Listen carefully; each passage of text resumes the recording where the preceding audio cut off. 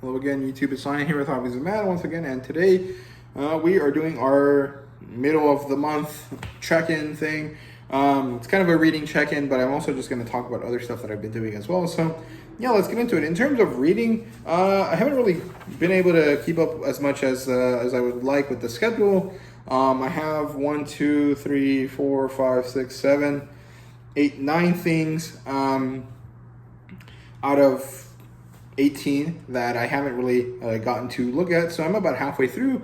This is about half of the month. So maybe I am keeping up with pace with this schedule, right? But I am kind of behind in terms of video making, which is why this is going to look very similar to the other two videos that I have published either last night or later today. And yeah, so I've read most of Water 7 already. I'm almost done with NS Lobby, and I just need the last 10 chapters right after that, which is post NS Lobby. And I'm really liking Water 7 right now. I think it's really good. It's probably one of my favorite, sagas so far, except for the Long Ring, Long Land. Most of that arc was really bad, but overall I'm pretty happy with stuff. I read Volume 1 of Ryoko, which is a kind of interesting kind of mafia-esque kind of manga, and I thought it was really interesting. It's under Titan Comics' hard case crime graphic novels, and it's pretty good. I also read Volume 2 of Saint Seiya. Definitely want to pick up more of that.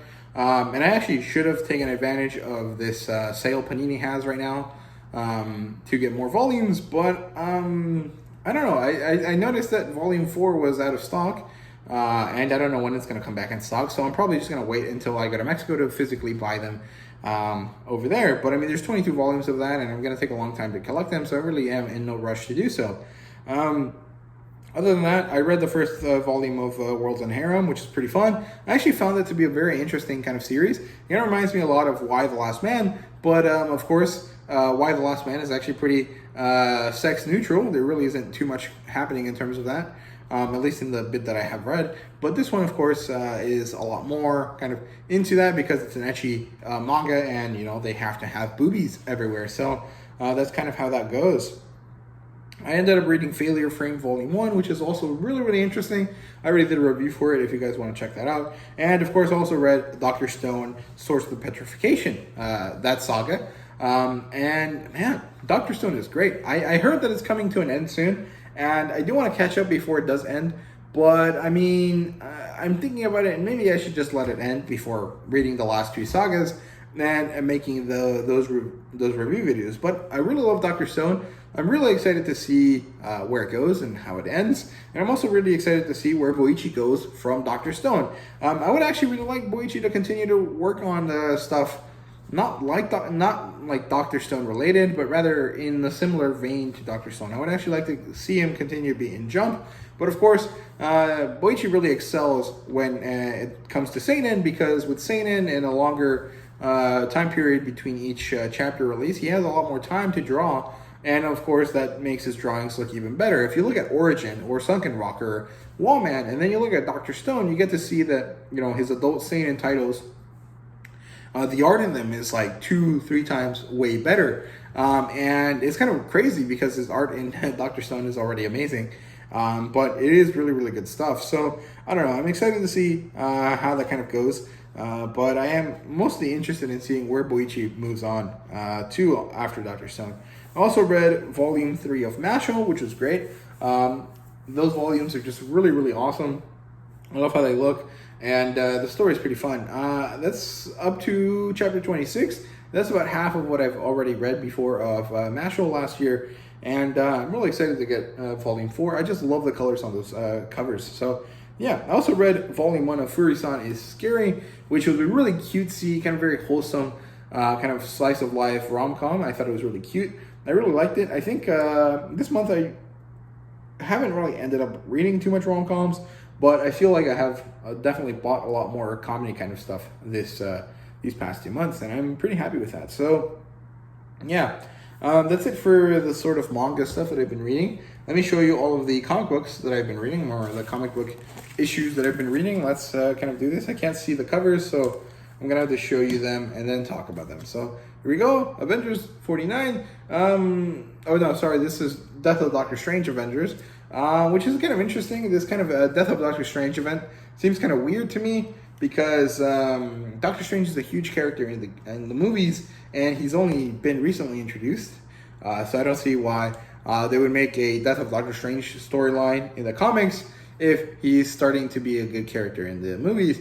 But I guess the movies and the comics don't really work in tandem, even if there are some elements of them that are cross-promotional. So, yeah, I don't know. I'm pretty interested in this. I think it's kind of cool to see what happens with Doctor Strange dying. But I don't know. I'll probably end up reading this. And then once I finish reading all of the Doctor Strange or Death of Doctor Strange events, decide, hey, I want to keep these and I want to get rid of these. I don't know. I haven't gotten around to ever selling an issue of comics. But maybe it's time that I start researching that for whenever I finish with this crossover event. So yeah, here we go. Another Death of Doctor Strange. This is Strange Academy presents Death of Doctor Strange, where it deals with Enchantress and her children, and the fact that with the Death of Doctor Strange, there was a situation that had to force Enchantress to go and fight this dude that was stealing her child from her. And overall, pretty interesting. I don't know. I don't have the context of Enchantress and her son's relationship. So it was kind of more of a, hey, here's the side piece in this kind of story, than it really was like this kind of really meaningful thing to me. But I liked it. Here is Dark Horse issue 3. Or sorry, not Dark Horse, Dark Hawk, sorry. I got confused there for a second. Issue 3. I don't know. There's only 5 issues in the series, and this is the 3rd one already. It seems like it should be, getting somewhere, and doesn't really feel like it has. So I'm not too sure. It's only 2 more volumes, so I'm not going to stop buying it. But I don't know. I think Kyle Higgins hasn't really figured out what he wants to do with this yet, and I'm not sure that that's a good thing. So yeah, overall, I like the design of Darkhawk, and I like that Miles Morales is in here, but I really don't have anything else positive to say. It feels very kind of like Glee meets Power Rangers, and it's not working that well for me 3 issues in. It wasn't bad early on, but now it just kind of feels like there's nothing happening yet, so yeah. Here's Vampyverse issue 3. Honestly, I've just been getting these because I like the covers a lot, and they look pretty cute and pretty attractive, and so yeah, this story is finally picking up, and I'm pretty interested to see where it goes. But Vampyverse is kind of like, hey, here's a bunch of Vampirellas, and they're fighting against the fact that, someone is trying to kill all of them. And it's pretty interesting, but it also feels like it's not really going anywhere yet, and that kind of sucks. I guess they're trying to make this like a very meaningful kind of long-lasting event, but it's taking too long. So yeah. Here is Mirka Andolfo's Red Sonja, issue 3. This one is finally picking up. I'm kind of interested to see. Basically, Red Sonja did her job, but realized that, doing her job was actually condemning a child to a bad situation, and actually wants to go save her. This is very much a lone wolf and cub kind of story, or like The Mandalorian and stuff like that, and it's really, really good. I'm really enjoying it. Mirka Andolfo is a pretty good storyteller, and I don't think she drew this series, but the artist here is doing a really good job at kind of portraying all of the stuff that Mirka Andolfo is trying to get out of it. So I like it a lot. Pretty enjoyable, and it was about time I checked out Red Sonja. Here is probably the most interesting comic book that I've read in a while. This is issue 1 of Sheena, Queen of the Jungle. I think this is only going to be a 5-issue series. I'm not too sure. I liked it because I like this kind of like Amazon Jungle Girl kind of aesthetic, and I had thought about Sheena for a while. I had known that she was a character that existed, but I hadn't ever gotten around to checking her out.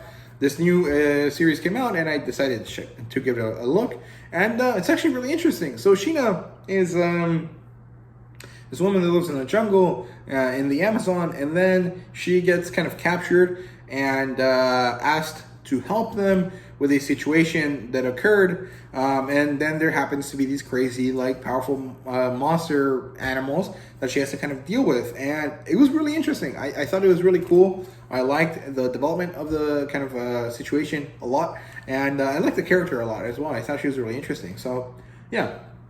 Also got this because the cover looks really awesome, so yeah, there you go. Here's Deep Target issue 1. I like Aquaman, I like Green Arrow. I thought that a series of both of them would be pretty interesting, and this really didn't do much for me, but I think that it's because I'm not really sure what's going on. So basically, Green Arrow and Aquaman have somehow switched places and now have the powers of the other, or in this case, Oliver Queen now has the powers of Aquaman, and Arthur Curry now has a bow and arrow. And they're kind of confused, and they want to be back to their regular bodies, and there's stuff happening in the background that really makes no sense, but of course this is the first volume, so it hasn't really explained anything just yet. I don't know, I'm not too sure how I feel about this one, so we'll see what happens. Here is Dark Knights of Steel.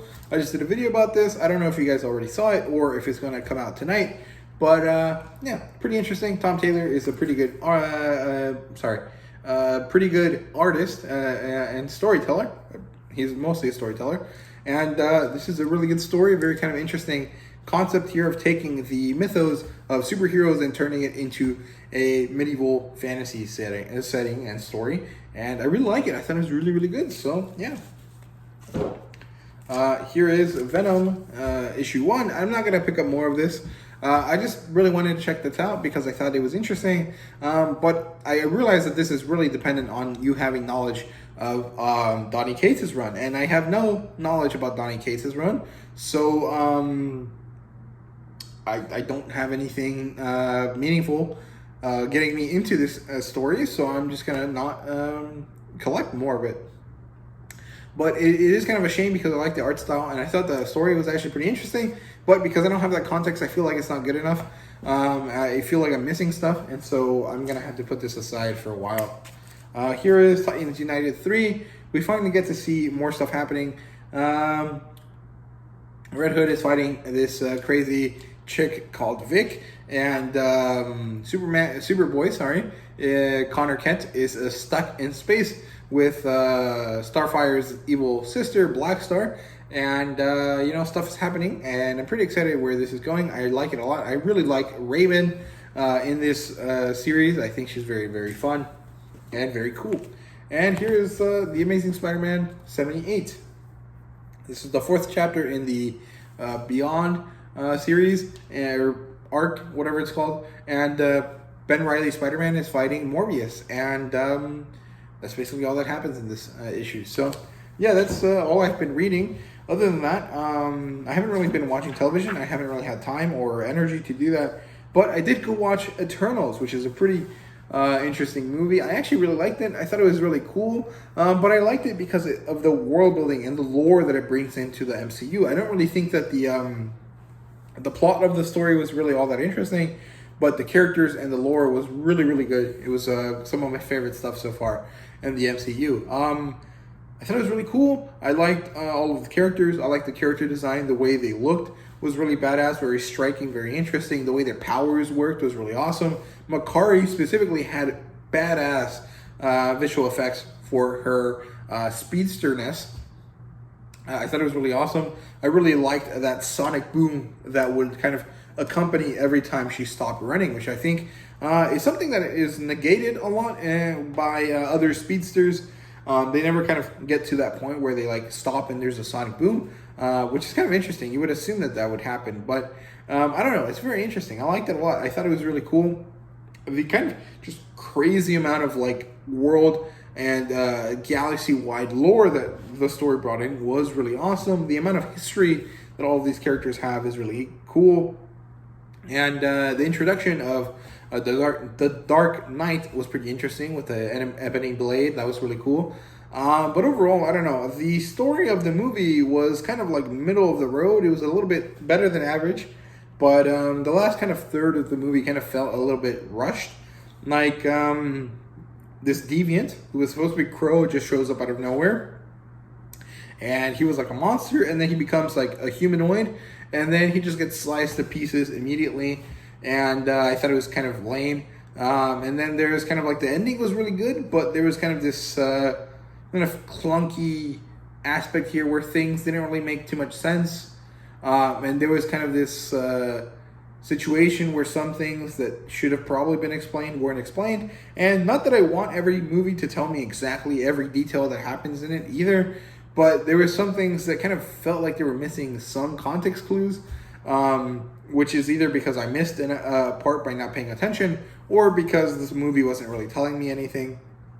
And overall, I don't know, it had some issues, but it was a pretty fun movie. It was worth the $7 that I paid for it and the $10 of concessions that I bought. It was definitely worth the 2 hours that I spent at the movie theater. Overall, I really did enjoy it. I just feel like there was some issues here and there that maybe could have been fixed. But I mean, what movie doesn't have things that could be better about it? So really don't have any problems with it overall. But yeah, that's basically all I have for you guys today on this reading check-in video thing. I don't know what to call these anymore. I do want to kind of get away from just being a middle of the month reading log, but I really haven't figured out where I want to take this. So I don't know if you guys have any ideas, and let me know down in the comments. But yeah, I hope you guys enjoyed this video. If you did, please leave a like, subscribe, and comment down below. Let me know what you guys have been reading so far, and let me know what you guys have been watching. Movies, TV, anything. Just let me know down in the comments. So yeah, thank you guys very much for watching once again, and see you guys later.